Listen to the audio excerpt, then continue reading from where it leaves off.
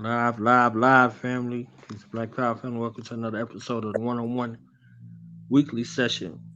Real talk with new water. It's your brother Knowledge Born Line. Becomes my honor and privilege at this time to introduce some, present to others the adult contemporary hip hop pioneer, the hip hopreneur, That's and right. the That's accountable right. mind of New That's Order right. Chief Strategist, Red Fidel. Oh, hey man, I appreciate that, man. Again, man, it's always a blessing being here on a weekly basis, sitting with my comrade and my brother, man. And it's been a good week. It's been a real good week, man. Good work, good building, good learning and stuff like that. So we It's just my taking it. celebration week. It's your It's celebration going week. down. Okay, 2,000 okay. episodes and Oh counting, yeah, oh and yeah. also That's what's up, man. commemorating a milestone 12 years since, had the opportunity to do a 2 day lecture that was historical, the first of its kind in Bavaria, Germany. So this Sunday, November 21st, myself, Black Dot, A. Rashid, Brother Oba, and the interview King Doggy Diamond is going to commemorate that occasion. 2,000 episodes, 12 years since Bavaria. Now, for those who may not know, that was the last time I saw my mother in the physical, and that was 12 years ago. Oh man, And commemorating that celebration this week, hitting those milestones and honoring those ancestors. indeed. Wow. Awesome, my brother. Congratulations, man. And it's interesting, man. Before I even, prior to ever really like meeting you and getting acquainted with you, I had seen the name before. So it's interesting you say that because me being the knowledge digger as I've been for so many years, I've run across knowledge born a lot. But then again, you get a couple of brothers who have used the title with themselves. But I think I might have run across you, but then our paths just didn't converge at the time. But yeah, man. So that's awesome, man. How was it in Bavaria, man? I know Bavaria also is where they make BMWs at. That's what the BMW stand for, Bavaria Motor World. So Right. how was that? How was that whole experience, man? I mean, I was interested overseas. You know what I'm saying? So it was a lot of cultural uh, adaptation. I would say.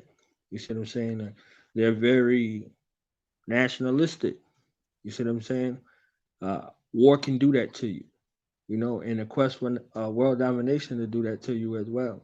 Mm, But their care for their people, their care for their environment, their care for a connection to nature, you know, clean streets.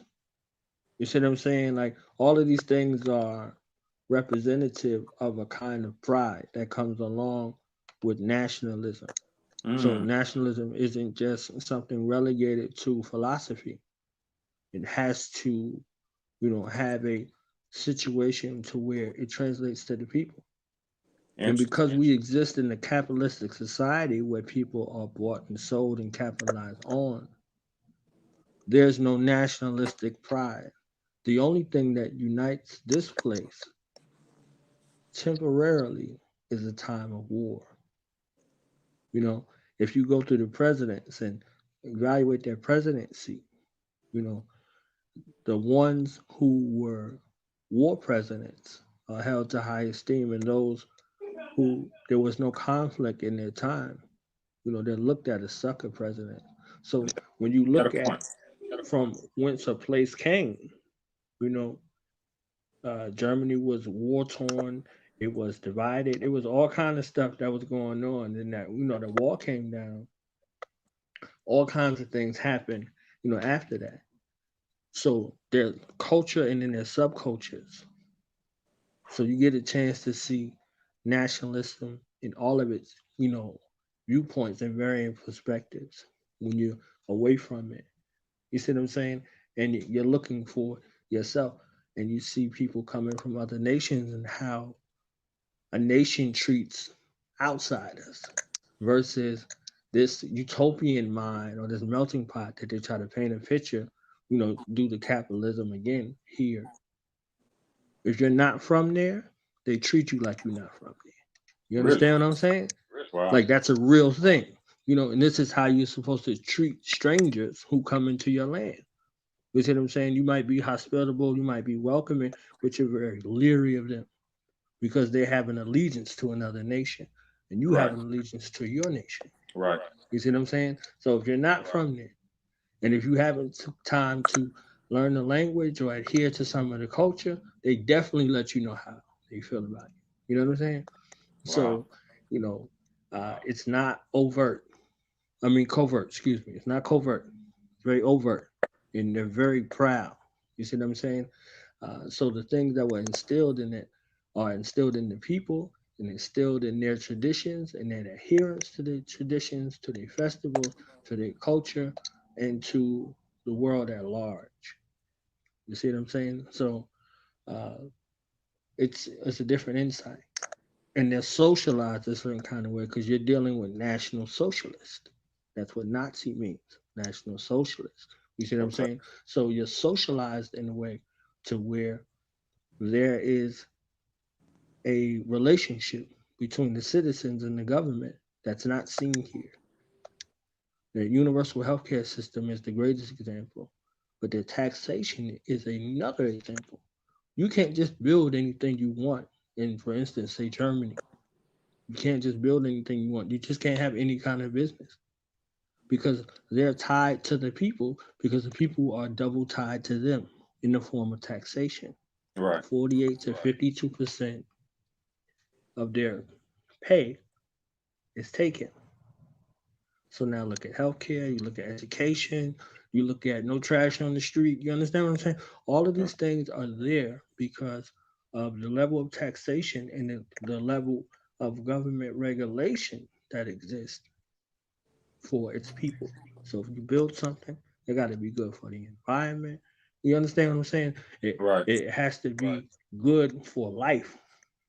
You see what I'm saying? Because their birth rate is negative. So now the government is looking at the people to be a for its future.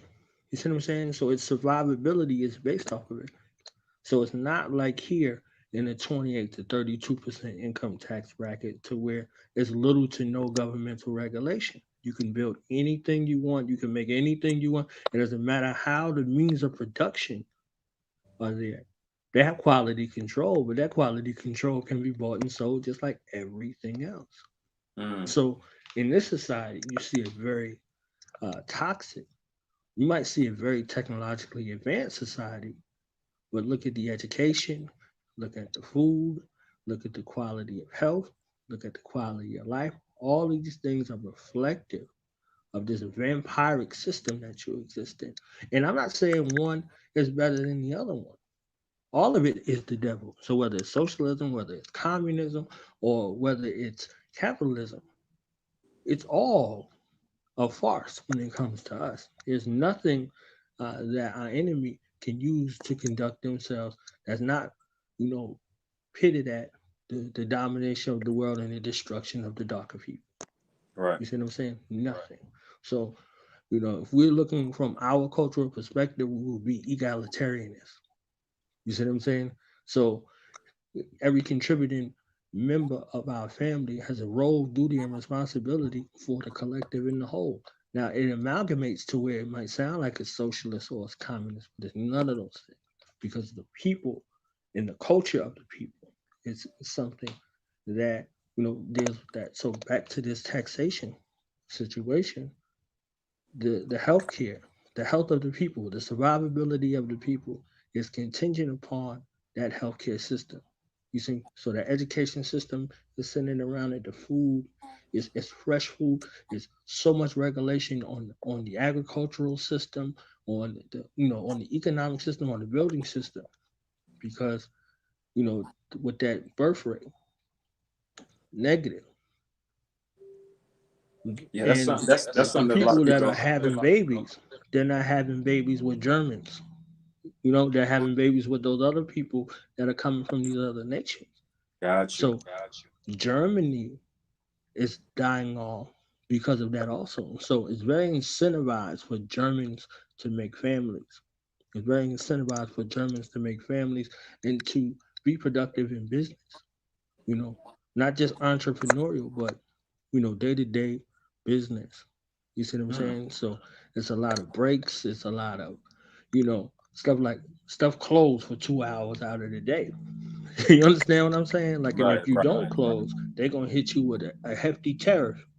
You see what I'm saying? So a Mm, hefty sanction against you if you open in them 2 hours. You see what I'm saying? So places like Walmart and stuff like that that they had tried, it doesn't work for the people and it doesn't work for the society. So it can't. It's nothing 24 hours except for the nightlife. You understand? But the other thing that goes along with that is they have their cultural uh, occurrence to where concessions are made for their people. They know their people. You see what I'm saying? They know their people. So, if uh, Buddy get too drunk every weekend, they know Buddy get drunk every weekend. You right, understand what I'm saying? So right. their policing agency is not gonna come bust Buddy upside his head and drag him out. They don't have that going on. Now, if you actually get down, get down. If you wanted to get down, them police will fight you like fist fight. Mm, And if you win, you leave. If you lose, it's a you get wrap. arrested. You understand what I'm saying? So Mhm. that is an instance where which that kind of socialization process. You know where you at, but they're not really putting their hands on none of their citizens because of all of these other factors that just named. So look at the society. They're not drawing their weapons. They got to shoot you. It's a wrap for you. You're done. Mhm. You understand what I'm saying? It ain't none of like you see what I'm saying. So if that escalation of force in a place like that is very, very, very low, you know. Interesting. So these other things that are there are preventative measures in this society to where all of these things are taken into effect when decisions are made. It's funny you say that the escalation of police I guess shooting citizens is low because I'm listening to you. I'm thinking about how growing up in America and this utopian mindset in society, Mhm. whereas they've kind of like put into our minds in a stereotype of places like Germany or any other place that quote unquote has been of or have been of Nazi influence as like kind of like brutal or savage or very very violent people. So for you to say that, that's very interesting to get that perspective. And you giving it from experience, and it kind of makes me kind of like want to check out Germany, and it's interesting because I got some comrades who've been in the military, and they was in Germany, and they kind of said the same thing. They spoke about how clean it is. They spoke about how cool the people were as well. But they did say the same thing about the people have a strong sense of pride for their country, and Right. so that's an interesting fact, and I know how serious they take education and science and all that because a lot of our a lot of our great science and a lot of the our advancement technologically I attribute to I attribute to the infusion of Nazi scientists and all those who came in the day that gave us a lot of information. Them folk very technologically advanced on another level. I don't know what to attribute that to, but they definitely tapped into the sciences, the astronomy, different things like that. And it's quite interesting, man. It raises the eyebrow as to just the history. It make me want to look into the history more of Germany and besides, what they've told us about, you know, Heil Hitler and everything associated with that. So Now, that's all of that is a real thing. yeah. All of that is a real thing. Everything that you were told in regards to history, in regards to those things that happened, it was a very, very tumultuous and war, torn place. But that man's speaking style had the exact same speaking style President Eisenhower of Martin Luther King Jr. and currently, most recently, Barack Obama. Same speaking style. You understand? Elaborate. What you mean when you say that? Elaborate. That's His interesting. their deliveries. President Eisenhower was president, and he couldn't walk on his own. The world, most of the people, most of the people in the country didn't know that. He had polio. I often say he had polio, didn't he? You see what I'm saying? So, you know, how was Forrest Gump walking in the movie with the stilts? You see what I'm saying? You're talking about a president that's a wartime president. Remember, I made the distinction between the two. Right. And one of the most bloodiest battles, a world war. So, what kind of mind and what kind of speaking style do you have to have for people to take you serious? They had to strap him to things to have him stand. So it make it look like he was standing while he was speaking. You see what I'm saying? So if you talking about, this time where the rallying cry around the world is war, and you got a president that can't stand. Wow. You know what I'm saying? You got to kind of put this stuff together. So his speech, like Hitler's speech, Hitler said, a car in every garage and a chicken in every pot. So all of these things together weigh heavily on how the world was moving. And he said something significant. He said, I remember saying the same things when it was just three of us. So him and his comrades on the street corner. That's reminiscent of who? You understand what I'm saying? Like he was talking about white power and white being dominant and, black being recessive and, manifest destiny and all of these things he was talking to. And he had financial backing from the United States. You see what I'm saying? So these are all things that were there, and the things that came out of the Nazi concentration camps were things like cloning, twins, all of these things in regards to genetics and munitions.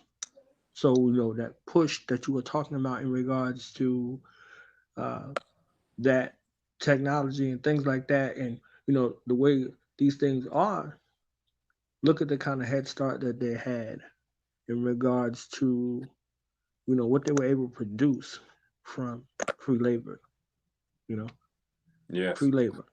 Yes. And they were exterminating people. You know what I mean? Like they had those concentration camps.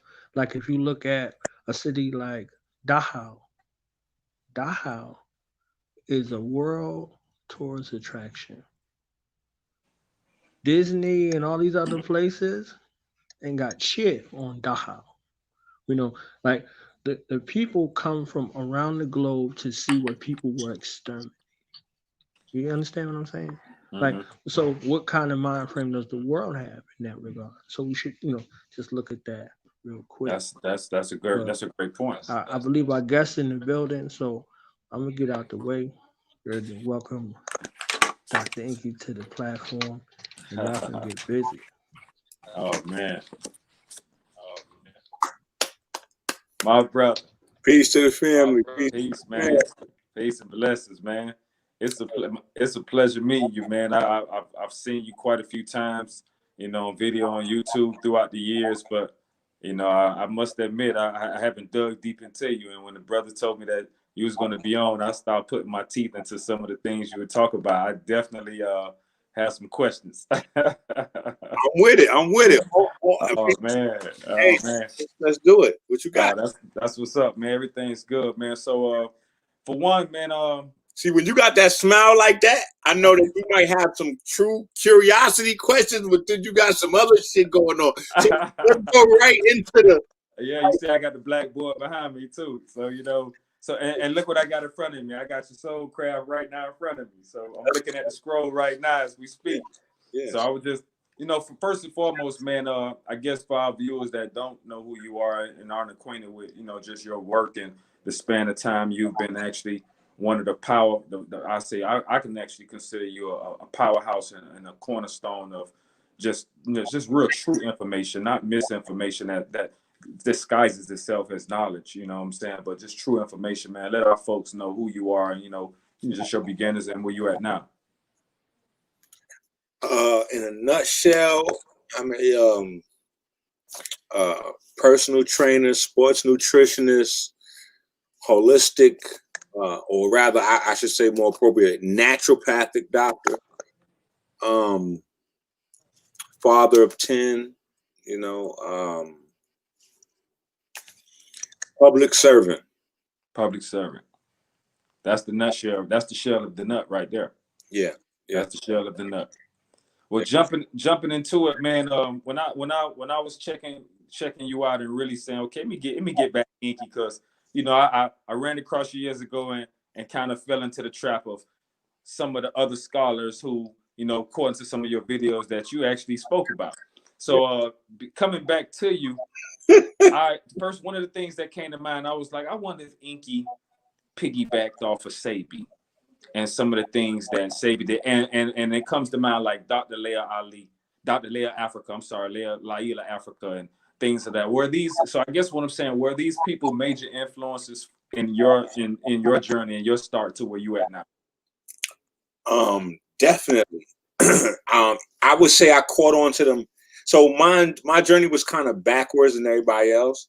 A lot of people, they kind of get into maybe some of the sciences or some of the more alternative views, and then that pushes them to do further research, and then they start to get more, they start to find themselves in terms of them, what they like to study or research. For me, it was always a hobby in terms of the technical side, just science and chemistry, and that kind of grew. And then later on, I had already been kind of driven towards a certain type of thinking, and people started to tell me I sounded like, hey, you sound like this guy named Dr. Africa. You ever heard of him? And I'm like, nah, who's that?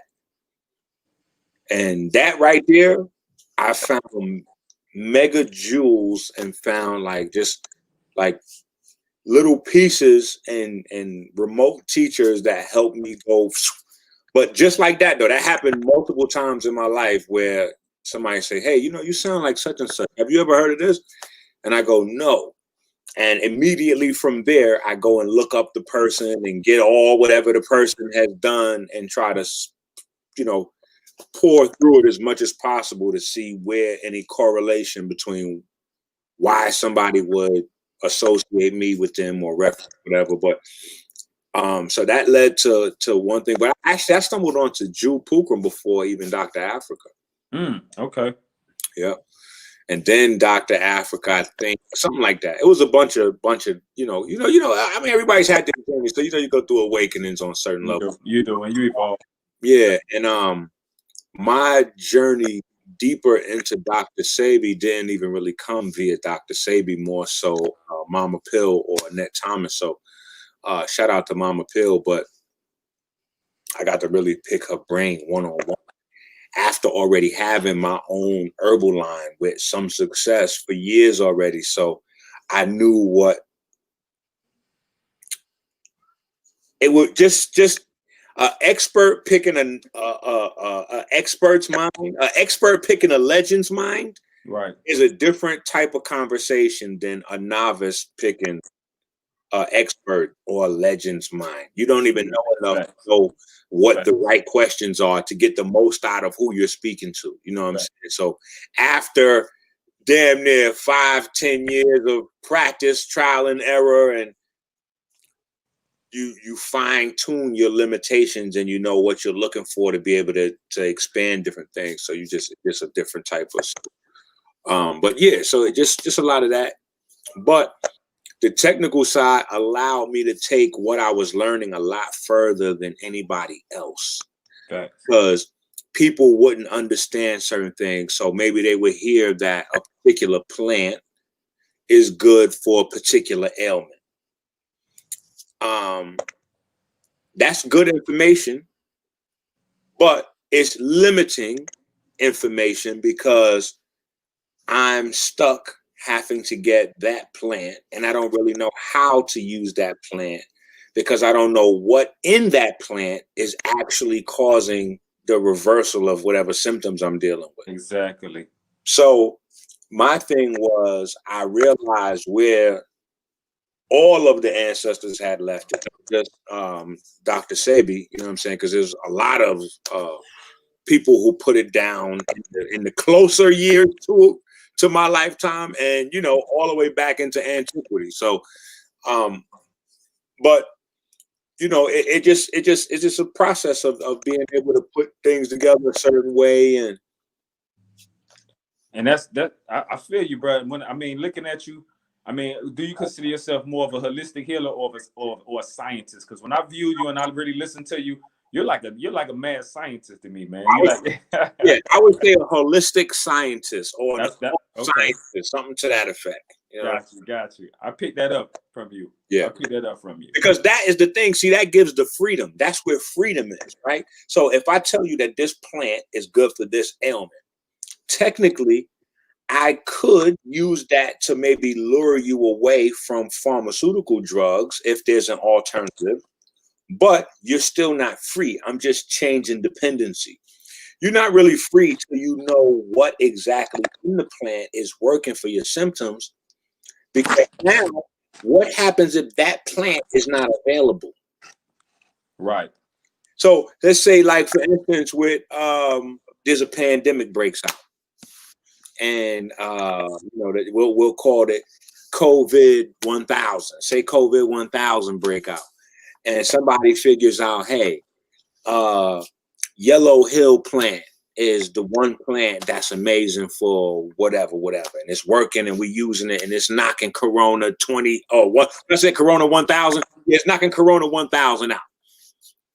Well, everybody rushes to get the plant, and the plant may run out before the virus is knocked out. Now, if we know nature, we know that there are no biochemicals that are unique to one species in nature. So it's just a matter of finding and locating the other ones. But the first thing you got to do is narrow it down to find out what's the molecule or the chemical that's doing the work. So once you know what the actual compounds in the plants are that are doing the work, now you're not limited to trying to find that plant.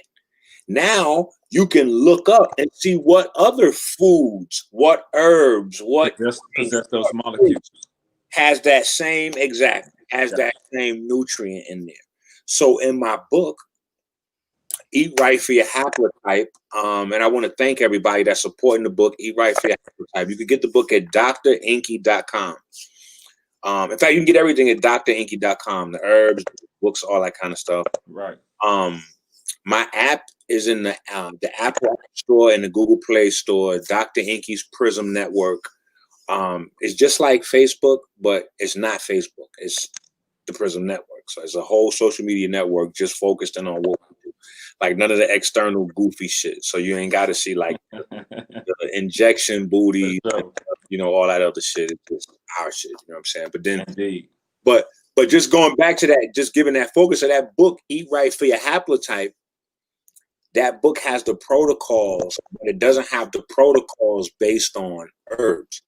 It has the protocols based on the exact key nutrient. I got you. You know, it's funny you say that about that book, Eat Right for Your Haplotype.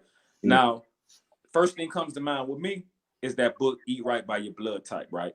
What now based on no, let me say this. I'm sorry to cut you off, but so it actually stems from the Eat Right for Your Blood Type is kinda, I'm not gonna say directly, but kinda indirectly responsible for Eat Right for Your Haplotype. Right. Because but did you find error in Eat Right for Your Blood Type though? Absolutely, all the way through it, from the beginning from the first page to the last page. Got you. From the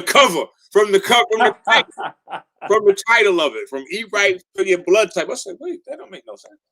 It didn't to me either. Like blood type, that's an external thing outside the cell. We're gonna eat for the mechanisms outside the cell.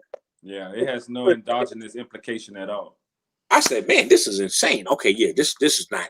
So after 1,000 of those conversations where we went back and forth and, you know, with people of all types of, you know, from college professors to statisticians to dietitians to doctors to nurses to, I was able to get a general consensus of what my strong points were and what the counter arguments strong points were, and be able to really refine the argument to the point where it's like, okay, now here are the facts.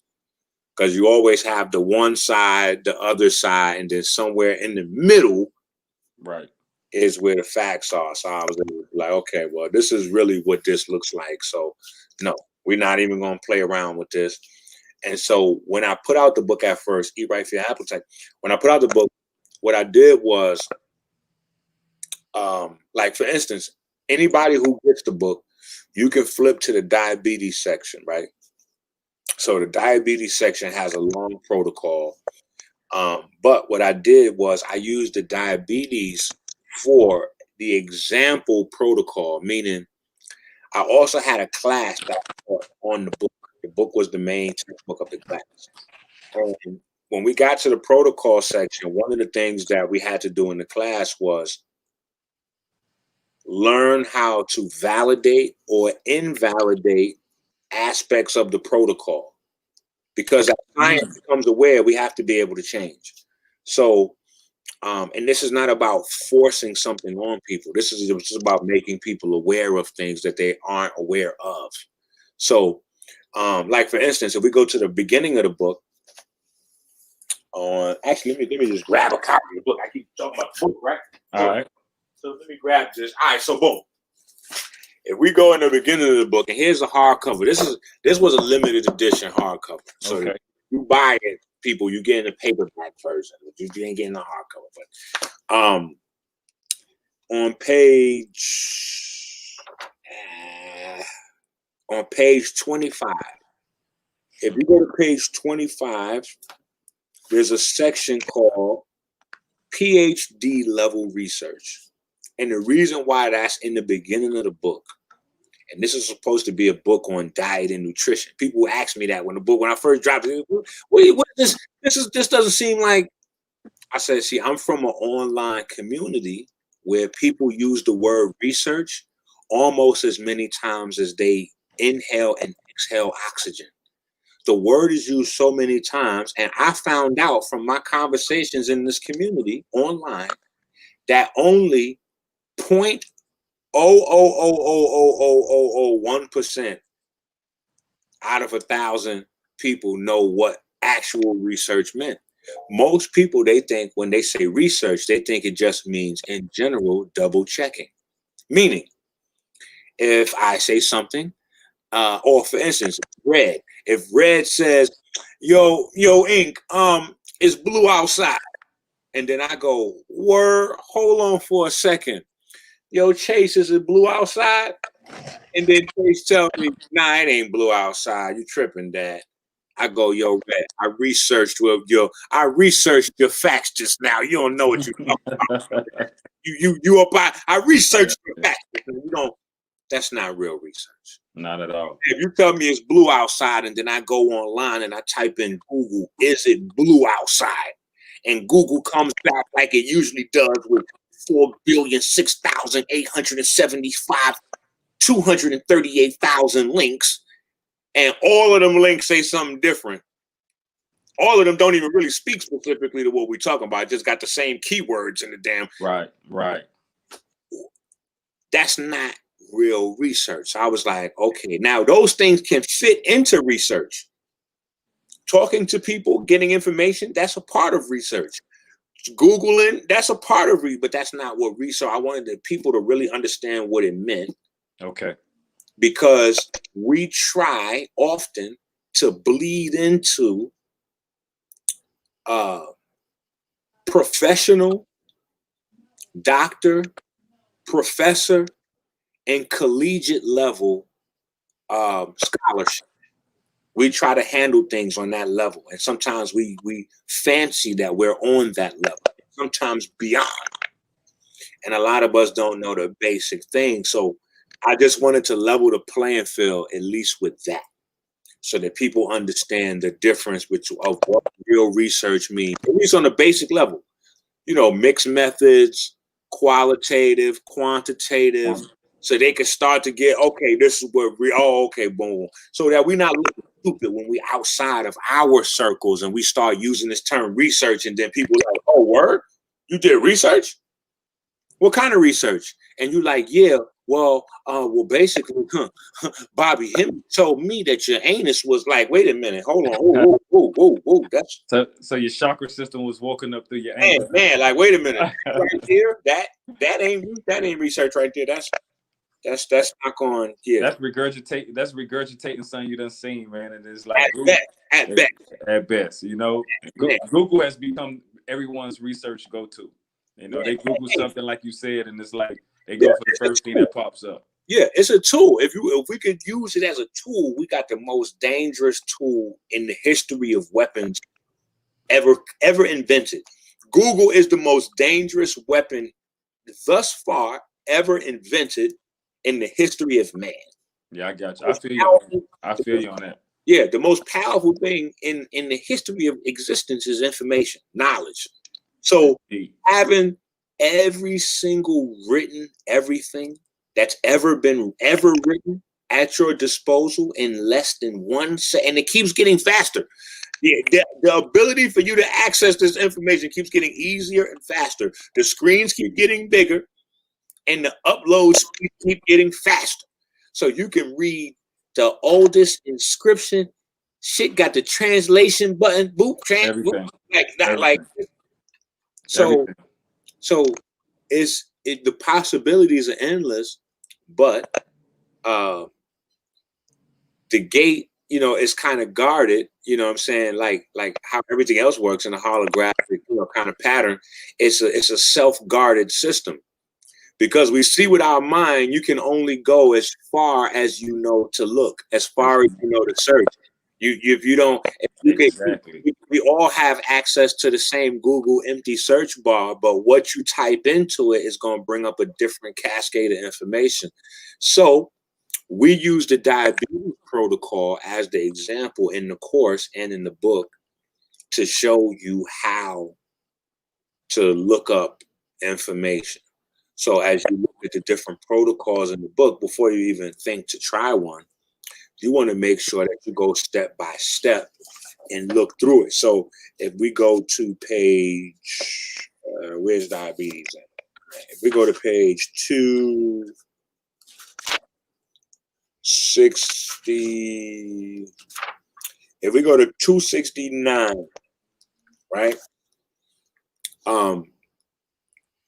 The first thing in the protocol is magnesium, right? And so it says magnesium, has a little dash, and it gives you some keynotes.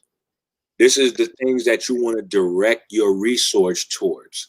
So that way it's not blindly saying magnesium is good for diabetes. No, because when you type that into your search bar, in the world that we live in, where there's so much information, the information is actually what's blinding you.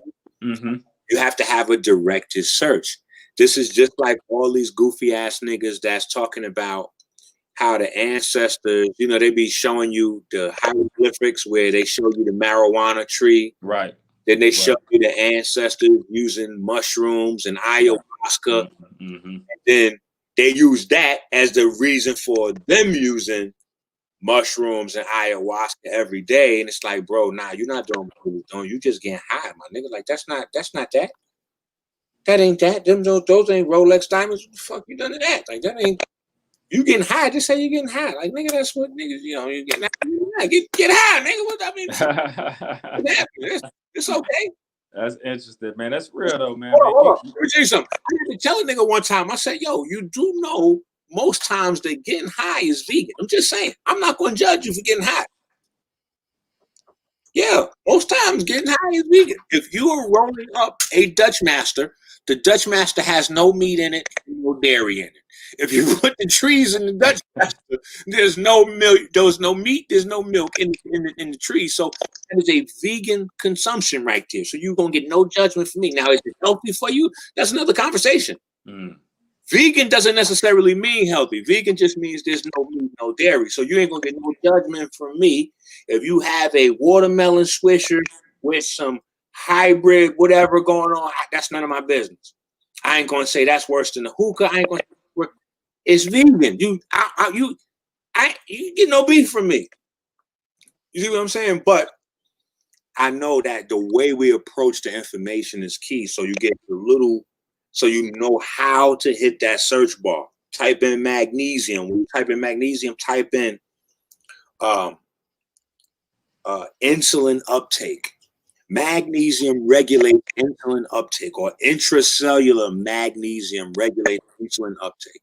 Mm. So when you go through that information, you start to understand that even just being deficient in the proper amount of magnesium can cause your cells, even if insulin is available and the cells want the insulin, you can actually get the full-blown set of diabetes, type 2 diabetes anyway, symptoms, just from not having enough magnesium. Because magnesium is what allows the cells to uptake the insulin. So even if everything is cool, just not having enough magnesium is problematic for you. Interesting you say that, because I learned something from you today looking at one of your vids, and one of the things I learned was they're like nutrients. The proper absorption of nutrients requires like certain minerals. So my thing was like magnesium. Does that require another mineral or trace mineral to help in the metabolization of it, or to metabolize it? You can't just take magnesium. What else would one have to take in order for it to properly be absorbed and metabolized in the body? That is dope. Hold on. That is dope right there. Hold on. I'm going to give you a good example for that. Okay. Okay, here's a couple of them. I'll give you a couple, right? Within the diabetes protocol. So we are speaking on diabetes right now. So anybody dealing with that, this is a good conversation for them. If you're not dealing with that,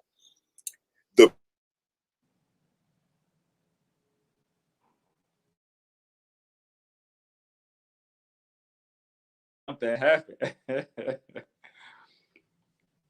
That's what happened when the vibrations get high, y'all. Okay, good. We still good. We still live. Let's go, yeah. So, chromium. People with diabetes, it would be very worthwhile to look up chromium. Now, when you look these things up, right, not only do you have the main subject, first thing you type it in the search bar, diabetes. The second thing you typing in is the nutrient, and the next thing is the description.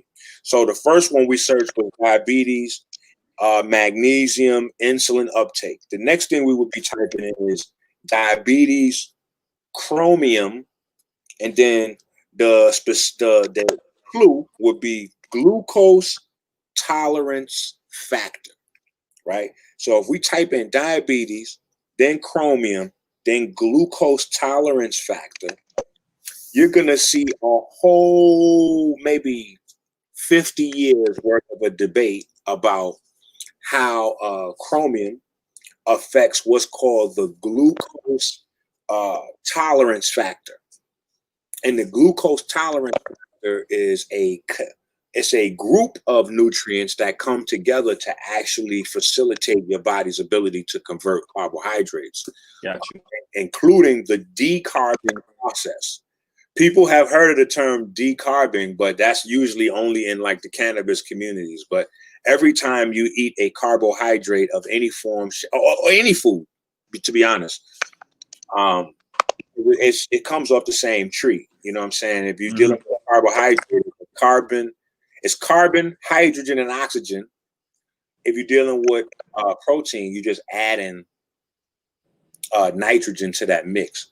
But in order for you to begin to break down any of those foods, whether it's carbohydrates, whether it's fats, or whether it's protein, you gotta decarb it. You gotta break it down. That's what metabolism is, right? So we break these things down, and we do that by releasing the carbon. So this is where the carbon comes from our bodies to blow back out. Got you. So we blow back the carbon back out. We're breaking it down from the food. So we're not actually consuming it like that. We're just breaking the carbon down, getting rid of the CO2, and some other stuff that we use. So, but anyway, my point is now you have available key compounds and nutrients and all this other kind of stuff.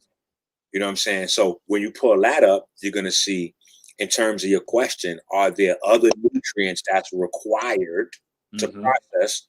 You'll see how important chromium is. You'll also see that you need selenium, phosphorus, vanadium, right? All three of those things is going to be key catalysts for chromium to function in terms of glucose metabolism. See what I'm saying? If we step outside of diabetes, another example, we've heard Dr. Sebi say quite a bit that the body was electric, right? So see, here's a part about how my mind works different than mostly everybody else, which kind of also contributed to us being here. My mind doesn't rest and I have to figure things out. So if I hear somebody says the body's electric, and I never heard that before, for me, I have to continue with that line of inquiry until I figure out everything about that. So it's not enough for me to hear that the body's electric. I have to know exactly how that works all the way down to the last thing in order for my mind to settle off of it. Meaning, and to confirm that assertion. Yeah. Right. Yeah, that's how my mind just works. So it's a different earth to it. You know what I'm saying? So I need to know all the way down to how is the electrons, like where are they moving? How are they powering the cell? And so going down that whole long journey led me to the point where I done stumbled onto something and found out that it's not even fully electric. Our body is not even exactly electric. So that's how I got this. A lot of people just look at it and they're like, oh, he's just trying to show his diamonds off, but like, that's how I got the name. Somebody gave me this, one of my bros, you know what I'm saying? He was like, yo, that's that shit new name from now on because of my discovery. And so from studying, I'm paying attention, and it's everywhere, but people just didn't make the connections to see the patterns. You know what I'm saying? That's the definition of genius, connections and patterns. So I'm noticing, I'm like, wait a minute. It's already well known that the mitochondria is a separate species living symbiotically within the cell line. Okay, we got that part. That's well-established science. We know that ATP is what allows the cells to function. That's where the energy comes from, ATP. Okay, we got that. That's well documented. We know that ATP is being produced in the mitochondria. Okay, boom. This is well-known information. Now, not so well known to the public, but it's well documented. All of the food that we eat is going in this direction to feed the mitochondria. All of the food that you eat goes to your mitochondria. It's broken down all the way to this electrical, to base elements, and those foods are going to power the electron transport chain inside the mitochondria. That electricity running through that mitochondria is what's going to allow for the ATP to be recycled or produced. Now, as the ATP is produced, this is happening inside the mitochondria. Once it leaves out of the mitochondria and goes back into the plasma of the cell more directly, it is oxidized. The phosphorus, rather, is oxidized, and the light that's given off from the ATP molecule is what actually powers the cell. So my discovery was that it's not electricity powering the cell, but that is light powering the cell. And then went further to continue to study that and found all of the different types of phosphorus that is all throughout the body. And that's what phosphorus does. Whenever you combine phosphorus with oxygen, it produces light. And if you sustain that light, you're able to sustain a field of information. If you're able to add and subtract from that information, you're able to start,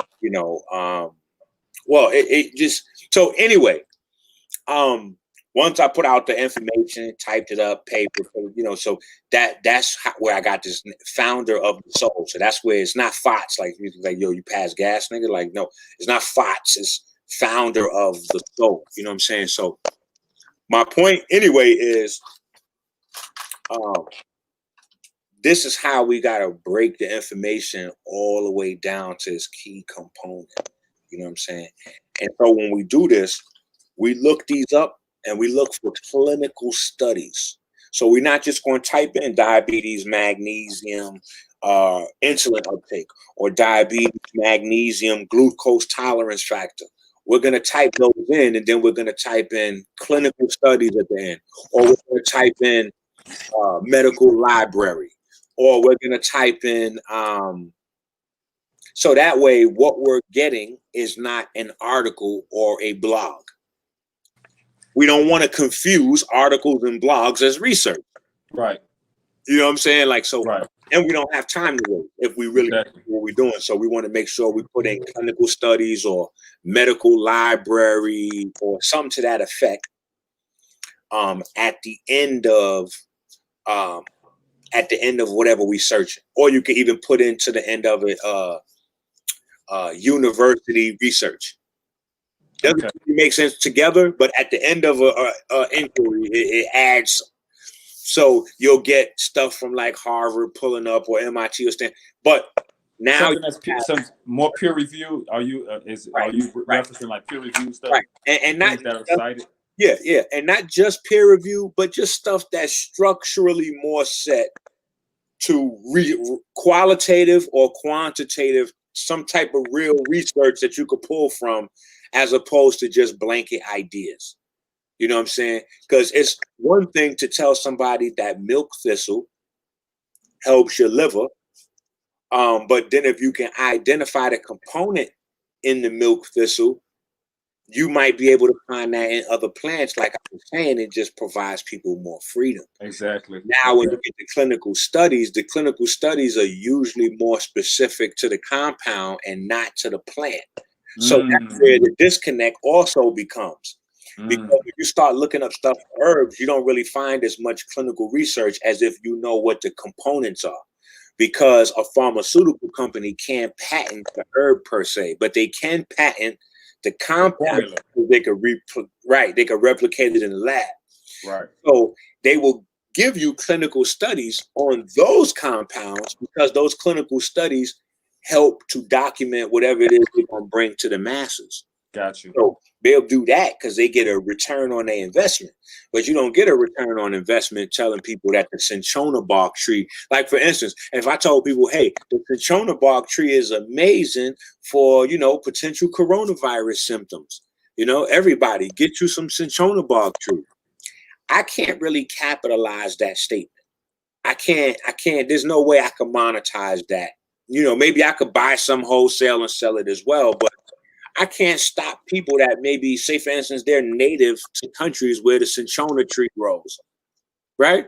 Mm-hmm. I can't stop them from having it. Mm-hmm. So I don't really benefit that way.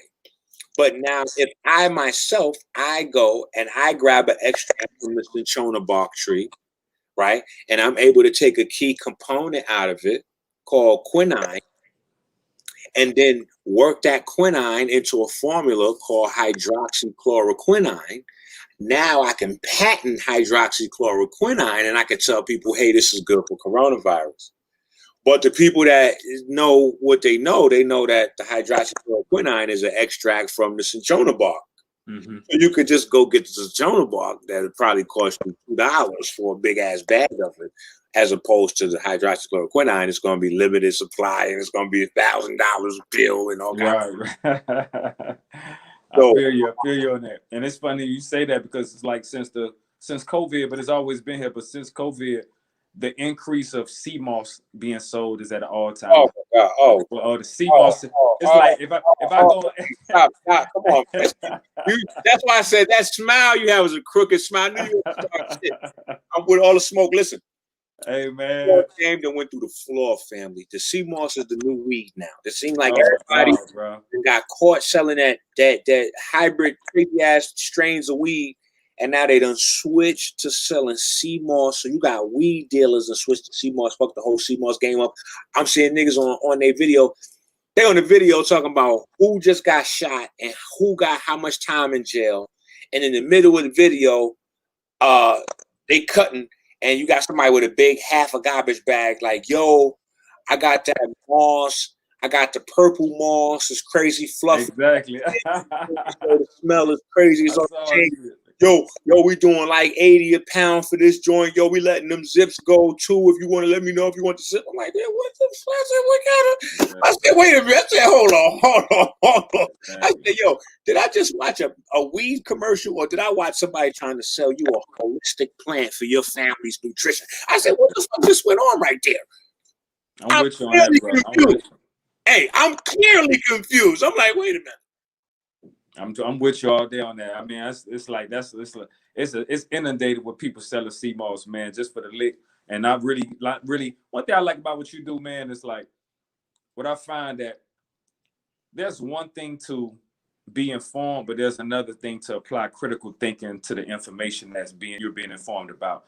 And you tend to do that. To me, I think you got to the level you at because you're a natural critical thinker. Like I seen a vid where let's just say the one when you red pilled and Sarnetta boy Dr. Blair. You know what I'm going with this, right? And the Dio, remember the Dio video, right? So watching that and I'm like, damn, he did the same thing. Like that's me. Like I'm always questioning it, but you take it to a whole nother place. And you already delineated that when you said that you can't stop at just with that. You got to go to the end, or you need to get the full spectrum of the information to ascertain if it's real and if it's not. And so many people, they be caught in, they like deers caught in the headlight of the person, you know, like you said, when he said, for $100, come back to my hotel. They ain't even think about the shit that was being said. Man, they just lined up, and like you said, he might have made 10 racks just that night off of that. You know what I'm saying? So it's that type of situation where I say, man, our people, we don't apply no critical thinking, even down to the point of the calcification of pineal. People ran with that. Like when that came out, everybody was like, oh, you know, crackers genetically recessive, they got a calcified pineal, such and such, not realizing, like you stated, that the calcite is, am I correct in saying calcite? The calcite, which is the crystal, and then, you know, you breaking that whole thing down. I'm like, yo, that's a whole nother level of my art right there. That's a whole nother level. Wait. Look at this from a level.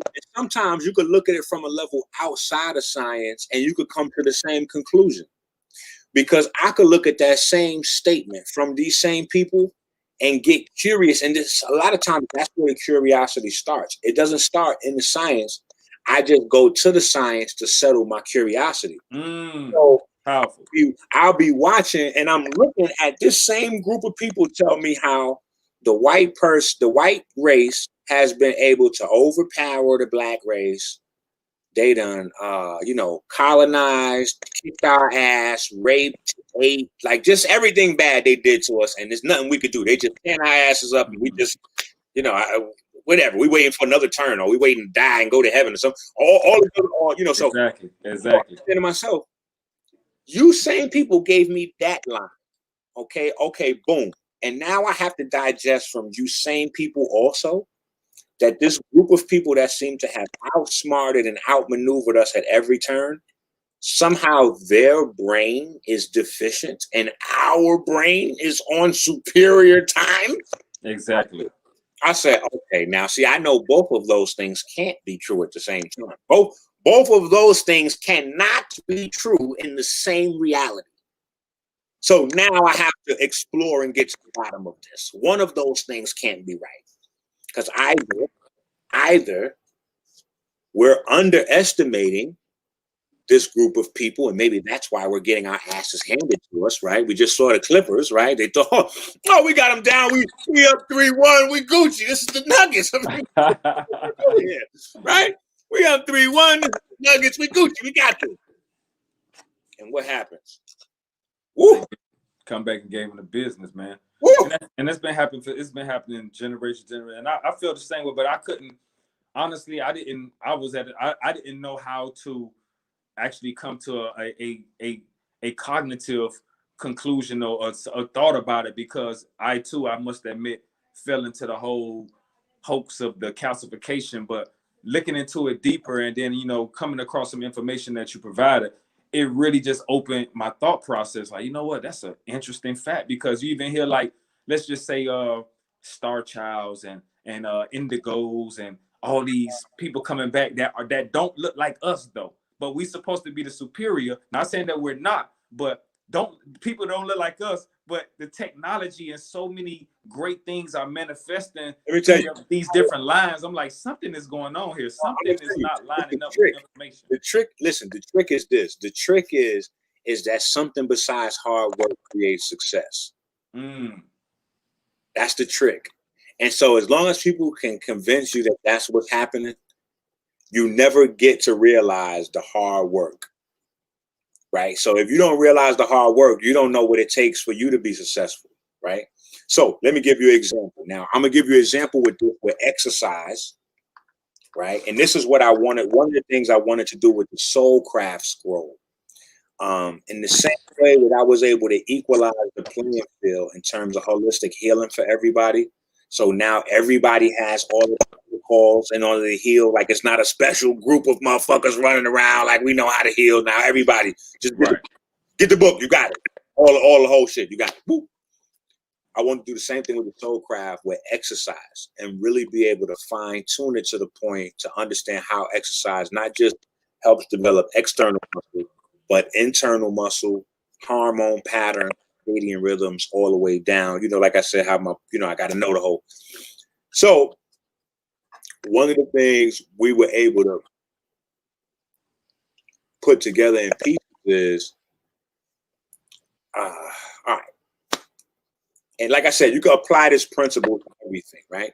Mm-hmm. So you have, I guess, the highest level of professional workout person, right? We're going to use exercise for our story, but like I said, you can extrapolate it however you want to go. Okay. But the highest level of exercise person would either be a athlete, like an NFL player, NBA player, whatever, or, you know, a bodybuilder, professional bodybuilder. You know? Okay. Now, these people work out, right? A bodybuilder may work out, I want to say, at least 5 times a week. A bodybuilder? A bodybuilder. They're working out, I want to say 7, but they're going to take a day to rest to however they're doing. No. Okay. I'm incorrect. Okay. Right. You're not even close.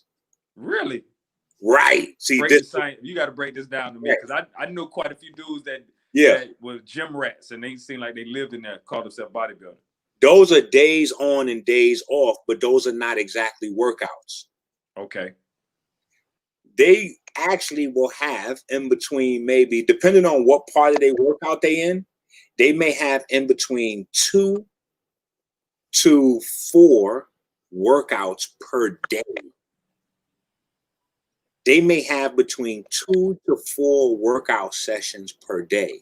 Think about it. You're a professional bodybuilder. You don't have anything else to do. It's not like you're thinking about taking care of the children. That's or true. You gotta go to your 9 to 5. Like, this is your 9 to 5. You got a point. So they're waking up, they're eating what they gotta eat, they're going through, they go through, get ready, and then it might be their first workout. Now, their first workout might be a routine where they go through burpees, jumping jacks, some jump rope, maybe some sprints, all types of cardio. They might devote 90 minutes to, this is their morning cardio session for today. That's just what they do for today. Right. Now, after that, they're going to have their post-workout meal. Then they're going to take a nap so they can maximize their recovery.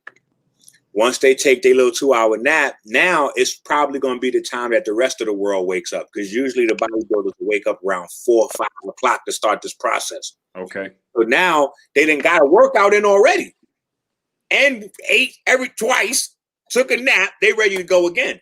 Now it's 9, 10 o'clock. Yeah. They're going to repeat that process again. They're going to repeat that process again. They're going to eat good. They're going to work out, totally different workout, different type, different target, totally different workout. But now it's time to work out again. Gotcha. Now it's the second workout. Now they're going to go home, go back to sleep, wake up. Now it's the evening. They might do another one. They might just rest till the next day. So when they end, depending on what cycle they. So now, with this in mind, a professional athlete or professional bodybuilder may actually, now with an athlete, we don't count everything as a workout, but we should, because if we're comparing the athlete to John Public, the time they spend practicing like a basketball player running up and down the basketball court, that's a clear workout. You know what I'm saying? But for a basketball player, they wouldn't consider that's a game. I just ran for, whatever. But for John Q. Public, that's a workout. You probably run up and down 4 or 5 times and be winded. You know what I'm saying? So that's a workout for John Q. Public. Indeed. So you got to think. They're going to do the same thing. They're going to hit the gym. They're going to do cardio. They're going to probably do some form of open field hit training. They're going to do some plyo probably. They're going to do some hand-eye training. They're going to do some stability training. They're going to do all these different types of trainings, and then they're going to do speed training. Then they might do a specific type of training for the day on shots. So like you might be in the middle of your career, so now it's time to work on getting the 3-pointer better. So now with all, you got 3-4 different types of physical workouts you got to do every day, but then you got to do 2 hours worth of work on your 3-pointer. Then there's another hour and a half you got to work on post moves. Then there may be do you see what I'm saying though? Huh? No, I hear you, brother. Go ahead. Okay. You see what I'm saying with these different types of workouts, though? You know what I'm saying? So, in between these workouts, what your guys are doing is eating, taking a nap. You know what I'm saying? So, average athlete, or you looking at anywhere from 2 hours, and that's me being really ridiculous with it. But that's anywhere from 2 hours to over 8 hours a day. Okay. 2 hours to over 8 hours a day. So now if you multiply that, if we round it off to just 5 hours a day for professional athletes to be working out, 5 hours a day. And we know that's really nothing, because when we young teenagers, we used to be at the basketball court all day. So 5 hours is nothing if you enjoy what you're doing. So 5 hours a day, 5 days a week, that turns into 25 hours. 4 weeks in a month, that's 100 hours. Right? So that's 100 hours. Now, these are the people that are professional workout people. They're working out a minimum of 100 hours. Okay. Now, as John Q. Public, when you're out of shape, the people who market plans for you to get into shape use the bodies of these professionals. And they tell you shit like 6-pack abs in 60 minutes. Got you. If you go to a gym and you get a membership and you get a personal trainer, they're going to tell you need to work out between 15 to 45 minutes, 3 to 5 times a week. Well, if I work out 15 to 45 minutes, let's say an average is 30 minutes. If I work out 30 minutes a session 3 times a week, that is an hour and a half. That's an hour and a half a week, which is 6 hours a month. 6 hours a month. Now, is it actually humanly possible for me on 6 hours a month to have the body of somebody that is putting in a minimum of 100 hours per month? Impossible. But we don't know that. So again, if we take the thing that makes us successful, if we take the trick of success being hard work, and we hide that, and we disguise it as connections, or we disguise it as doing some weird Illuminati ritual, or we disguise it as anything besides hard work, that type of thing never comes to play. The reason why you couldn't get your basketball talent to the NBA and LeBron got to where he's at, and he came out the hood, you came out the hood, has nothing to do with the fact that he may have put in more time. It has nothing to do with the fact that he may have been more supported by the people around him. It has everything to do with the fact that he may have joined an Illuminati secret esoteric occult group and sacrificed a baby or some weirdo shit. You know what I mean? Like, you know, that's what so our mind is stuck in the wrong place. And that same formula is the same. That applies to everything in life. The earlier you start doing it and the more time you put into it, the faster you will have mastered it. Once that's so interesting you say that, Enqi, because I've implemented that in my own personal life where I get up around 4 in the morning, man, because I go to work early that time. But even on my off days like today, I still get up 4 in the morning. I get up, I do my whatever I do, conditioning as far as myself, as far as physical fitness. I'm into dogs heavy, as outside of all the other hats I wear, but I condition my dogs and I work out with them.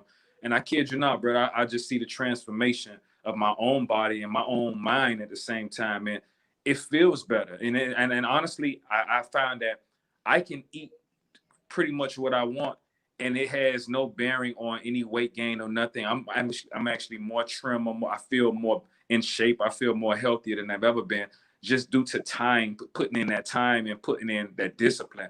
That's just my own experience, but I see how that kind of correlates and tie in to what you're saying right now. Well, it also builds a closer relationship between you and your body. Exactly, it does. Them and their body is the same thing. You and your body is not. The spirit and the flesh is a real thing. And you know it's a real thing. People are like, how can you prove that there's a such thing that's separate? I say, well, I ask people this little riddle all the time, and they be standing there thinking so hard, and they're standing there right in their face. And in fact, the moment that I ask them the question, 9 out of 10 times, the moment I ask you the question, the answer pops right into your brain immediately because it's easy, it's common sense. But because I'm posing it to you as a riddle, you think that can't be the answer because that's too damn easy. Wouldn't even be no riddle if that was the answer. That can't be it. But that's the answer. So the riddle is, if a man weighs 200 pounds, goes to sleep, a happy man, dies of natural causes instantly in his sleep, how much does his dead body weigh?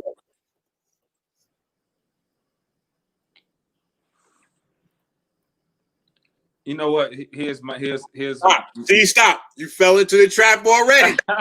You fell into the trap already. I did. You know, look. I'm about to overthink it. I already know I'm about to overthink it. Yeah, because you know immediately as soon as I said a 200-pound man died natural cause, immediately in your mind popped in, well, the man 200 pounds, so he must be 200 pounds. I mean, he's 200 pounds.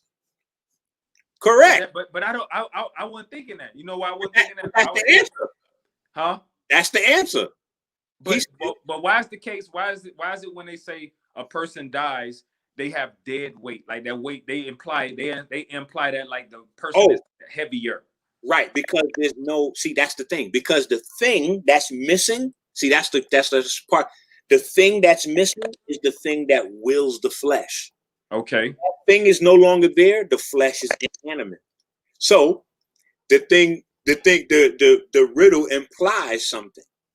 So if the man when he was alive was 200 pounds, then the man after he died was 200 pounds.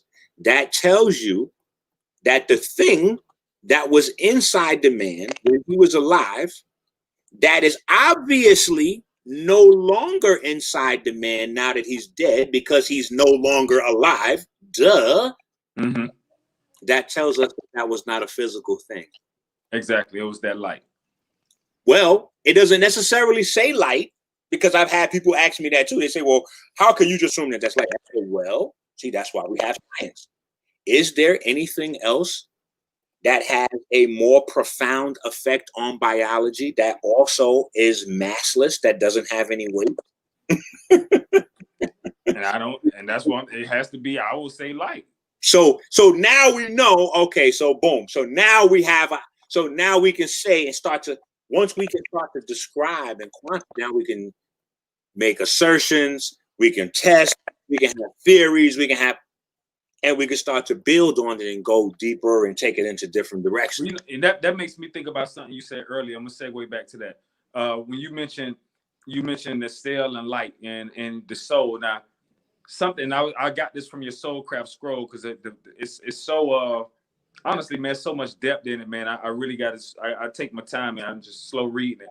But something that you just made me think about. Now, you basically, one of the things you said is that I heard you say, I read, we said the soul is light, a form of light. Let's just say a form of light.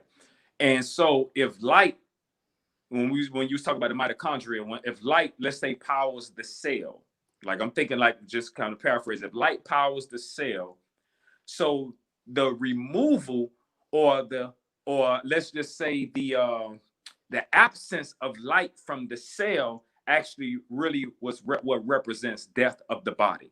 Am I correct in saying so? Absolutely. And if that light is also parallel in, let's just say, the soul is in essence, so it is actually the absence of the soul from the body actually equaling what we call death in the physical form. Basically, that's what I'm ascertaining from that. Am I correct in saying that? Absolutely. Okay. 1000%. Okay. Grand opening, grand closing. In fact, we can go on to the next thing after that. That's that. So okay. I got you. So with that, and this is something that I want to be enlightened on, and probably those viewing probably thought they had an idea on it, but I'm pretty sure a lot don't. What is the difference between the soul and the spirit, or are the two used interchangeably? Because I know in so many reads I've seen them where they're used interchangeably, but I'm in my spirit or in my heart, I know that there's truly a difference between the two. Are we the soul or are we the spirit? I mean, give me some, I'm trying to get a better idea of that. So what we're really doing is we're trying to unravel a Kemetic mystery, but we don't know that it's a Kemetic mystery. Okay. So when we look at soul and spirit, we look at that a few different ways, right? That drives some of us initially into this space where we call woke or conscious or whatever. Okay. So the question is, A, what's the difference between the soul and spirit? A, is it the same thing? B, is there an actual soul and spirit? You know what I'm saying? And two, and three, where can they, break it down? What's the play? Like how is any information that you can provide me on the soul and spirit something that I can use in this lifetime, real time, to improve my quality of living? Right? See, a lot of people take those first two and go in a different direction than me. That's what makes me different. If I can't apply it to my life, to me, it's useless. It doesn't make sense for me to spend time or money researching or studying it. I don't want to spend time listening to nobody talk about it. It's out of my, I know enough about how the brain works, the mind works, just like computers. Computers are made with your brain. Your mind is a template. So that means that just like your computer, you only have limited processing RAM. Indeed. So a lot of people don't realize that they limit their ability to learn because they are using their RAM up on a lot of senseless bullshit. So if every day you check in with your team, your niggas, and oh shit, what happened in the club? Oh, word, the bouncer tried to swing on him. Yo, my nigga, that's crazy. Yo, we getting ready to run back down here. You filling your RAM with garbage. All your processing space is totally loaded up.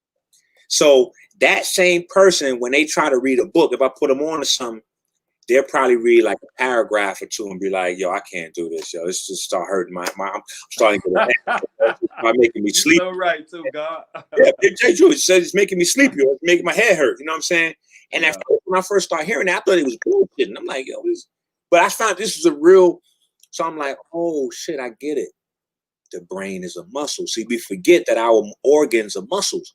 Exactly. So the same way, if you go to the gym, if you never did a bench press before, right? You got a strong chest, you never did a bench press before, they can put you up under that bar. If he even put 2 plates on each side, you're gonna be struggling. Oh, you're struggling. And if you go through a whole little complete workout, mix a few little freestyle push-ups in there, when you wake up the next morning, your chest is going to be hurting because you gave it a workout. And because you're not used to working it out like that, your chest hurting. Well, your brain is a muscle. So you niggas that's not used to books, you niggas that's not used to science, once I got to put your brain to some, or you put your brain to some, it's going to have the same process. Facts. You're going to have that workout hangover. It's going to be a little sore. You're going to have to supply you some post-workout nutrition to get your brain back, to get that back.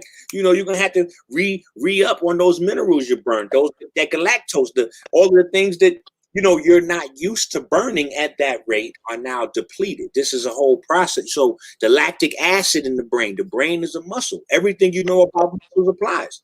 So, you know, now you got to work it out in intervals. You know, you got to read a little bit every day. You know what I mean? And you can go further, just like doing push-ups. You do 10 every day, soon you'll be able to do 15 every day. That's right. Yeah, you do 15 every day, you get to 20. Same thing with books. You start to go through them and you be able to memorize them better or remember them better, I should say, and then you'll be able to read them faster, retain the information. You know, you get a little bit, you get better with time because that's true. As you continue to do a thing, the neural network that you're creating, the links between the neurons in your brain that control your body's ability to do that, get bigger, they get stronger, and they make more external connections to more parts of your brain. That's how everything gets easier. You're literally building pyramids in your brain every time you learn to do something new. This is the reason why they say as you age, if you want to keep your brain young, try to pick up a new skill every day. Exactly. Because what that's going to do is literally start your brain to build in pyramids. Like literally, if you watch this video, you can walk away and say, if nothing else, that nigga with the gold teeth told you how to build pyramids in your brain every day. That's real. That's real. And to piggyback off you on that, with like from a medical term or a scientific term, they say it connects the synapses. So the more synapses that connect actually keep, I guess, the brain, you know, in a more higher functionality versus, you know. Well, that's how we judge. That's how we kind of judge the age of the actual brain. You know what I'm saying? Oh, okay. You got the human's age, like how many times you've been around the sun or whatever the case may be. But then when they go in and start biologically aging your parts of your body, they base it on functionality. So with the brain, how fast you think, how fast you can respond, how much you can remember things, all of your cognitive ability is what they use really to judge how young your brain is. And the main difference between a brain that's really sharp, ripe, vibrant, and one that's old and foggy is how the pigment system in the brain is working, how the phosphorus system in the brain is working, the level of hydration in the brain, and, you know, of course, you know, your external cues, which would be all based on the connections between the neurons. So all of those things will be based on how the neurons are connected, and neurons connect through their synapses. So the more synapses touch, the better understanding or grasp you have of a different physical activity or mental activity. So when you're practicing something and you're learning it, what you're actually doing is building and putting more bricks on top of your pyramid. So if you never played basketball before, just think of it like this. The very first time you get the ball in your hand and you trying to bounce it and the shit going that way and you hitting it off your kneecap and it's flying off the side and all that, you ain't got no neurons that are connected for you in basketball. Right. But as you begin to bring that ball out every day, now you got 3 neurons and unlocked arms. Like, nah, we're gonna get this shit one way or another. Like, we're gonna, the neurons unlocked arms, aka synapses, and they like, yo, we're gonna get sick. We're gonna get sick or die trying. You know what I'm saying? So now them neurons is dedicated to studying everything basketball related. Anything not basketball related, they ignore. But anything basketball related, they tap into and start trying to connect connections to.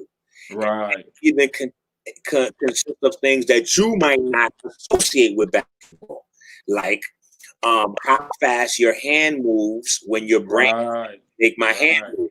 You know what I'm saying? Or what type of food you're having in your diet, or what amount of pituitary hormones or you know, hypothalamus secretions, like all of these other things are needed.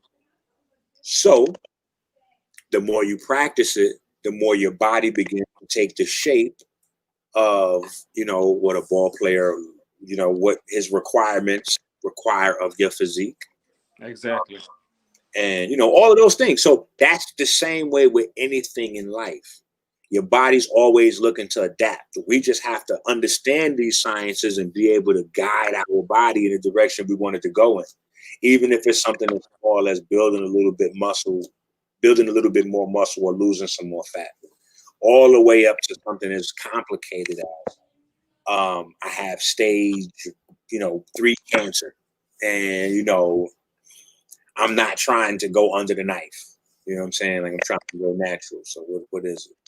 You know what I'm saying? Do I just eat kale for 2 weeks and then take the detox and then no more cancer? Like, right. You know, because people have that story from all of the legends circulating, and it's not that simple. The holistic route is a lot more difficult for the person per se than the traditional Western route. Got The you. traditional Western route doesn't really require any personal discipline and lifestyle change. Those are the things that are difficult to do. All it requires is for you to step foot onto the hospital property. From the time you get there, they're going to drug you up and put you to sleep. Then they're going to do whatever they do to you, cut you, chemo you, whatever they're going to do to you, then wake you up and send you back to the house. So you get back to the house, you vomit, can't talk, all, you know, you, however you is.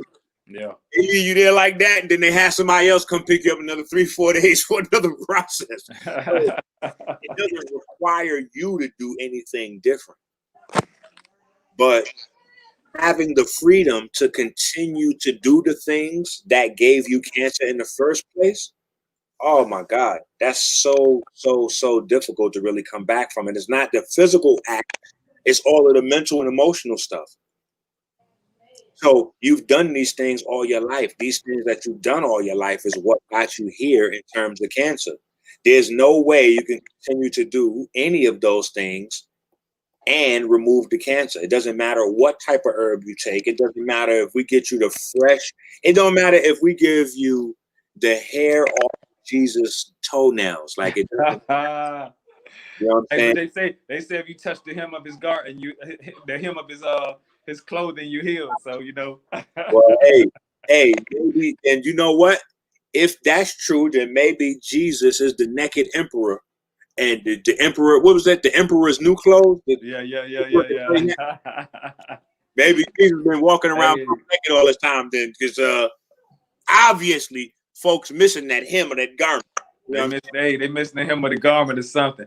But listen, they drinking that strong ass wine in church, getting confused. They just start touching everything, thinking it's the hem of the garment. Like, that wine did been spiked with a little, you know what I mean? Bad Dog 2020. They put a little disco in that church wine. You know what I mean? You know, that's crazy, man. That's crazy. Hey, you know what? It's something that is, because because we could go on, but because I like this, man. Like, because I'm I'm scientific too, man. I look at things from a scientific place versus just philosophical or just somebody's sense. I like that. So it's like I'm very attracted to what you offer and your information, but more so your mind as well. Like, you're someone I would just really want to sit with on the regular and pick him. I'm absolutely, and to that fact, I'm going to join. To that fact, I'm gonna join your prism. I'm gonna join. I was just about to say, wait. See, I was just about to say, that's one of the things that contributed to me thinking that, like, okay, so, like, I don't know if everybody remembers, but like about 2 years ago, Facebook kicked a lot of people off of Facebook.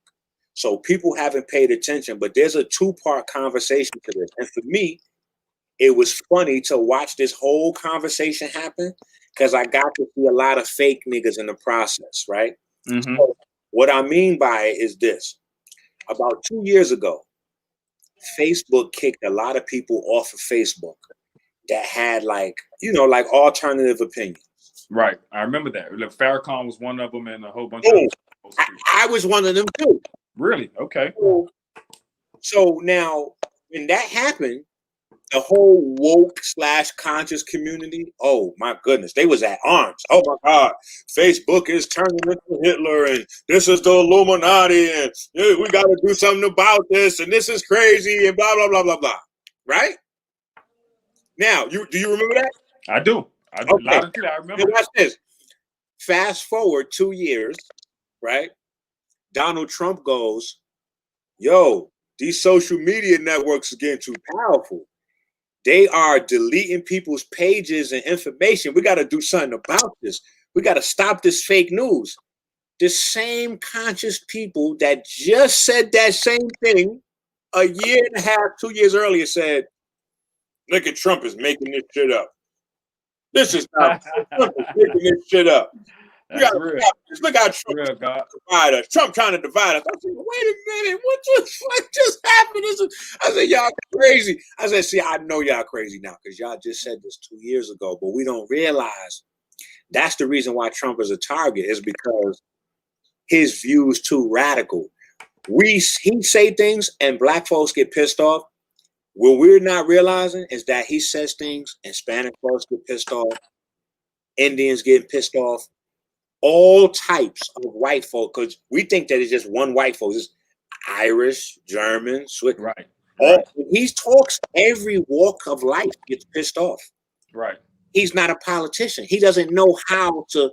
He don't know how to word this shit right. Yeah, exactly. The right thing, and he packages it poorly. And sometimes he's saying the wrong thing, but he packages it phenomenal. Like he doesn't know how to be Biden. Right. Biden can create the 94 crime bill, murder hundreds of thousands and millions of people that are black, and from false imprisonment and extra years in jail and all mass incarceration, and then turn around and say, if you don't vote for me, you ain't black. See, Biden is a politician. He know how to dress the lie up. Trump ain't that finessed yet. He just like, listen, I'm telling you right now, y'all motherfuckers is fucked. I'm not letting you in my country, and I ain't giving you motherfuckers no money. Conference is over. Anybody got any questions? Niggas is like, what the fuck? who raised these niggas? Like, yo, who where's his consultant? Like, so we just in a wild place right now. A very wild place, man. It's like we've been inoculated from from the truth. Right. What a falsehood is considered veritable. Yeah. And truth is like some old faux pas. And now look. So now it's just a group where, hey, we can still have the same energy with the social media and the socializing, because that's becoming more important by the day, by the minute. So it was already, your ability to socialize was already coming under attack, ironically, from social media, because social media made us as humans distance ourselves from each other. Right? So you got a situation where back in the days before this shit, before two-way shit really started this shit. But you'd be so excited to two-way somebody. You trying to two-way people like now. People texting you in the same house. Right. You in the same house. I'm talking to my son. He talking about, Dad, I told you about this 2 days ago. We going back and forth. He like, check your DM. I'm like, bro, you didn't tell me, man. That's not telling me. That's not telling me, bro. We're not gonna do that. That's not how we live together. You're not gonna tell me 48 hours ago you sent me a message on DM. That's not what we getting ready to do. But that's what people is doing right now. That's what they're doing. That's the generation we're in. But the crazy thing is now that's the saving grace. Because as we're becoming quarantined, and people are not realizing that humans are herd creatures. Just like cows, we're herd creatures. That's one of the reasons. See, look, it's a jewel right there.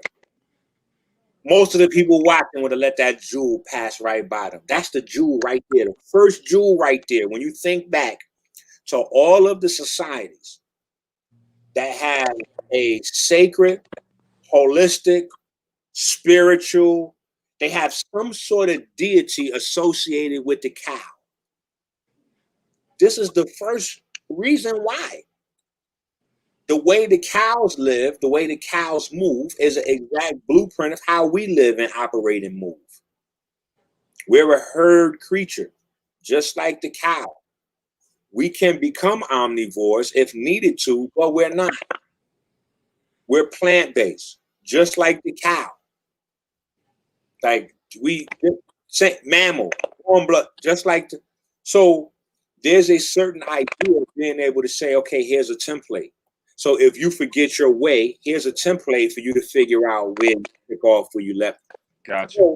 So a lot of times we use certain natural things and we use them as a part of our mythos or part of our religious ritualism to be able to package that information in an easy to remember story so it stays, the science stays closely tied to whatever the ritual is.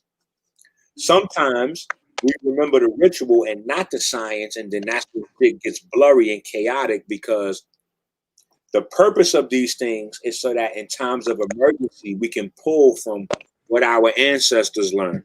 So in a time like now, if we don't have these systems to pull from, we lost. Got you. When we, and the people that understand it, they tap into those systems and commercially use those, or commercially weaponize those things against us that we should already know better. That makes a lot of, that's a real jewel, brother. Yeah, the whole world is panicking. The whole world panicking.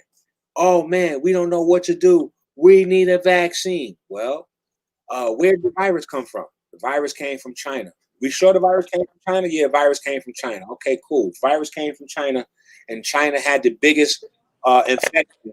How did China get coronavirus under control? Oh, China used the traditional herbs. Okay, so then why is everybody else looking for a vaccine instead of traditional herbs? What are we doing? Yeah, exactly. But that's see, Jules. That's Jules. But see, look, it goes deeper, because now this is at the point where you can start to connect the world economy rising or falling to a pandemic. Because immediately now, if a pandemic happens, the governments now have to put their money into vaccine or medicine research. When they do that, those are loans being taken out on those grants. So now, as all this development going on, this is why I told everybody last year, I said, listen, at the rate this is going on right now, no matter what happens, Corona is coming back. I said, if they got to make up some other shit and throw that shit out there and call it Corona, Corona coming back. Our planet as a whole has invested trillions of dollars into figuring out vaccines for Corona. So trust me, all these billions and trillions that are invested, they have to get a return on them.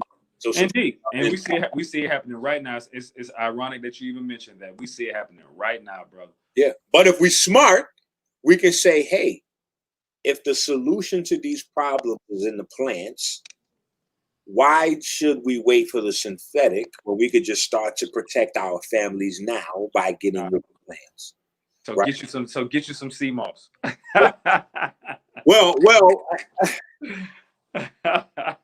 we can't even, you know what I mean? Like, oh man, crazy. Hey man, that's crazy, man.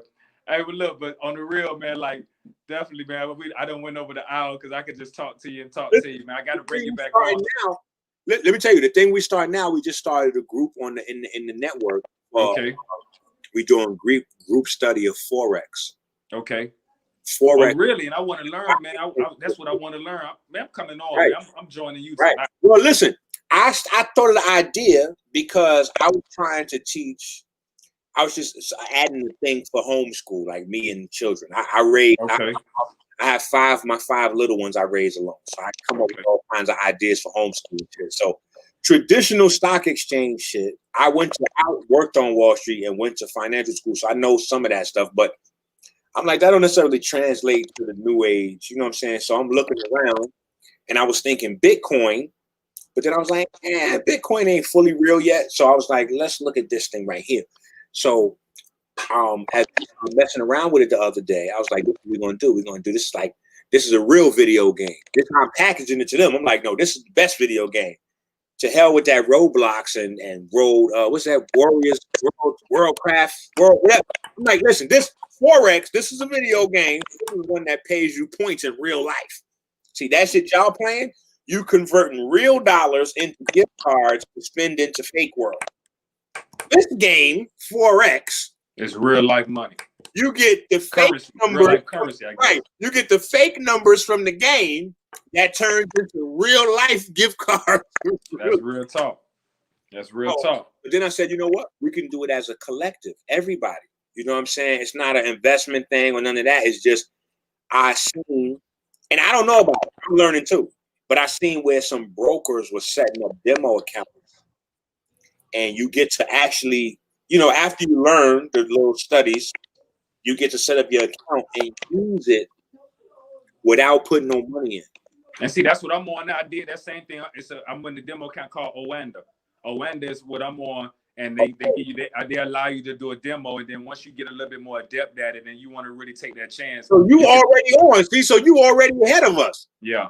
Right. So see, you could tap in and give us some, you know what I'm saying? But I don't understand. Honestly, I don't understand the concept. I'm trying to learn on my own. I need like someone like I would assume yourself who has a better overall understanding of the foreign exchange market itself. Like I'm still learning the pairs. I'm still understanding the language and the highway. I don't know nothing about Forex, but because of my background, I could tell you that. Okay. So with Forex, you're not necessarily trading the currency or again ownership. Like for instance, with the stock exchange, technically, you're getting ownership of the companies that you're buying stock. Exactly. And then the basics. With the Forex, what you're actually doing is betting on potential movement. Exactly. Potential movement. And potential losses. Of a ratio. Not even of a number. But it's not saying here's you're betting on the dollar to go up or necessarily go down. You're betting specifically with Forex on one currency to go up or down in relationship to another specific currency. Okay. So you have That's true. Pairing, that's true. Right. So you may have a pairing between the dollar and the yen. The yen. Okay. And so they'll be counting whatever, like the little pips or the points or whatever to figure out how that ratio is doing. But that's not just that's not just the dollar. Because say, for instance, the dollar is, the base currency, and then the yen is the, the variable or whatever you compare. Say the yen is 0.90 to get a dollar. That would mean that the yen is more valuable than a dollar because less than a dollar equals a dollar of American. Now, if the yen goes up 10 cents and the dollar goes up 10 cents, the ratio stays the same. You didn't really make or lose no money. Exactly. You see what I'm saying? But for instance, if the yen drops and the dollar goes up, now that number changes and you got some play and some whatever. Yeah, exactly. Now, like I said, I don't know nothing about Florida. We got to learn together on that one, man, because I want to get into it, be honest with you. Yeah. That's just from memory. You know what I'm saying? Indeed, bro. Indeed. I know some of that's got to blow that dust off. Wait, hold up. That ain't that. This is how that, you know what I mean? And so I got some folks that's still active around me. Okay. So I'm gonna be plugging in. And once I started the group, one of the brothers that was already on the network, he jumped in there. He started going in because he already. So that's that village net. Man, you took it out. You took it out of my mind. I was just saying. I said, man, it sounds like a straight village, man. Like that's just villages of craftsmen and artisans and everything else. It gives organization and structure to what we do. Exactly. We come under one umbrella, but we're not on the same frequency. So some cats, they want to argue about melanin all night. Some folks ain't interested in that. They want to talk about the holistic healing side. Exactly. Folks want to talk about Egypt and Kemet and this, that, and the other, and, boop, boop, boop, boop, and politics. And so when you come to the network, it's groups. So you ain't got to be in a confusion of all traffic where some people talk about what you talk about, some people sliding down booty shots, other niggas is trying to sell weed on Instagram, and like so much shit passing by your timeline. Like, you can go into this group and be sure that it might be a bunch of conversations, but they'll all be pertaining to that particular what you got in that group for. If it's on melanin, it's on melanin. Right. If it's on this, it's on this. And that's what I'm about. I like that. I like that whole concept. Yeah. Like so the Forex group might grow to have more conversation because cats already started today talking about, hey, should we make a separate group for repairing your credit? Or if you're repairing your credit, come into the Forex group because that's a part. So once you start building and anything with the network, the main thing with the network is books and papers. That's the main thing with the network. Books and papers. So anytime you go into a group, the group is going to be full of opinions, but it's also going to be full of books and papers on the subject. So definitive everything classically, So anyway, you know what? That, and then just to close on and conclude, the whole network to me is actually kind of like in a format of a university where you could pick your particular curriculum that you want to go into. It is. It has the university appeal and kind of structure to it when you was talking just now. It is. That's exactly the vibe. But it gives me the ability to add a whole nother dimension to it because now I can start running programming. Like, okay, well, here's this show. This show is this every right. And now we got our own space where we can't really be bothered as much, you know, and because the private side, I got you. Hey, Enqi, man, I'm glad you made it. I'm glad. It's a pleasure speaking with you, my brother. Definitely. I was like this. I was looking at my watch. 100 miles running. That's what's up, God. That's what's up, man. But definitely, man. I guess let the viewers know where they could reach you. Your information, man, and just let them know how they can be involved at the same time. Hey, they can go right now into the Apple App Store and type in Dr. Enqi's Prism Network. And we didn't take it to that level. We didn't took it to that level. We're in the Apple App Store. We're in the Google Play Store. That's how far consciousness is. And I'm happy that I was blessed and chosen to be the one to carry us forward, push the culture forward to that point. Hey, man, you the god of mischief, man. You the god of mischief, man. Hey, you know what? I think when I seen your name years ago, I was like, man, is this guy on some Sumerian stuff? Because Enqi and Lil and all that. I ain't know how to really position you, man. Be real with you. Keep it 100 with you. Yeah. Everything is based on water. Exactly. Right. Enqi mean, he which came to earth or something to that effect or something like that, right? Hey, listen, water in your cell, structured cellular water, in its gel-like form, provides us light because it functions as a prism. Got you. The prism network. And inside that prism, what's doing all of the work, transforming all the information, obviously, or what is the information? Light. So we're creating a situation where we're creating a certain spectrum of light. And we building. Awesome, my brother. Awesome. Hey, man, again, pleasure, man. I'm gonna go on the site. I'm actually get the app on my phone as well where I could be tapped. Yeah, so look, it's 2 apps.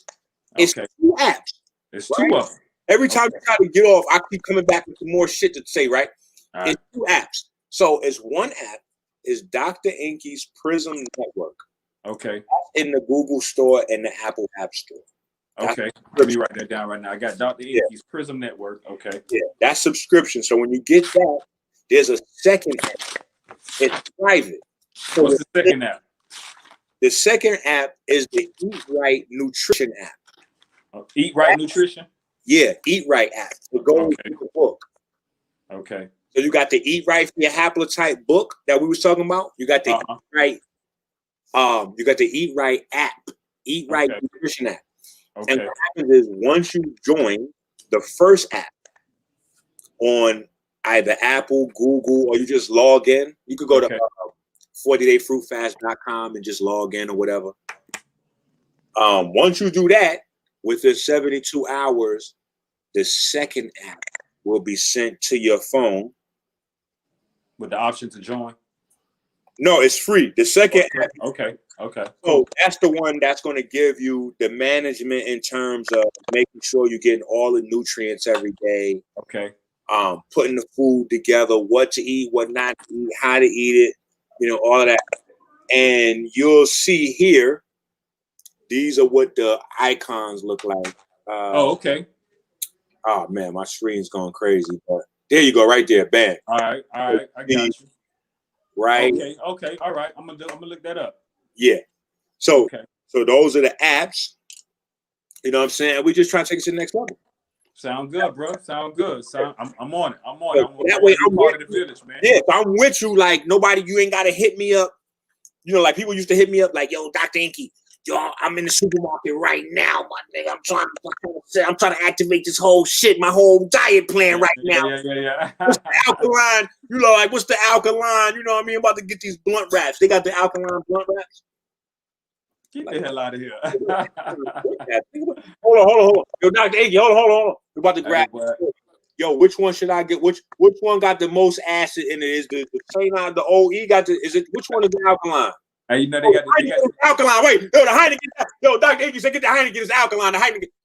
I'm like, bro, I can't do this. It is crazy, man. They got the vegan wraps and everything now. When I seen them, I was like, come on, man. Bro, I said, listen, man, I can't do this with y'all, man. We're getting ready to we're gonna let the technology do the talking. So now I'm in the pocket. For sure. Pause. But I'm with you wherever you at. You got me. If you're in the kitchen, pull out your app. Get a Hey, man, I salute you and I salute your work, my brother. And I'm gonna definitely reach out to you. Hey, question. Is it okay I get your math from Knowledge? Yeah. I'm gonna definitely do that. I want to reach out to you on a personal basis too. You know what I'm saying? I feel like I need to touch bases with you on a deeper level. Let's do it. Let's get it in. All right, thank you, God, for joining me, man. And another good segment for those who viewed it. I am Fidel, the Chief National Strategist for New Order National Human Rights Organization under the leadership of awesome Gerald Emerson Rose, and I'm signing out with my man, Dr. Enqi, the one and only, the true God of mischief, the true God of overstanding, and the true scientist of all sciences. To me, I consider our Imhotep of today. So definitely, my brother, I got to give you that. And I'm glad I came back around to you. You know what I'm saying? Sometimes evolution is evolving and coming back around.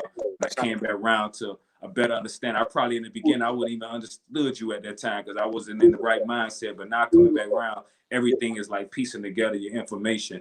And I'm just kind of like, feel like new synapses are connecting and I got new fires going on and shit in my mind. Hey, time. The information is around us now. Now we got to live in this shit now. It's like, wait a minute. That's what's up, God. Hey, man, one love, man. I appreciate you, God.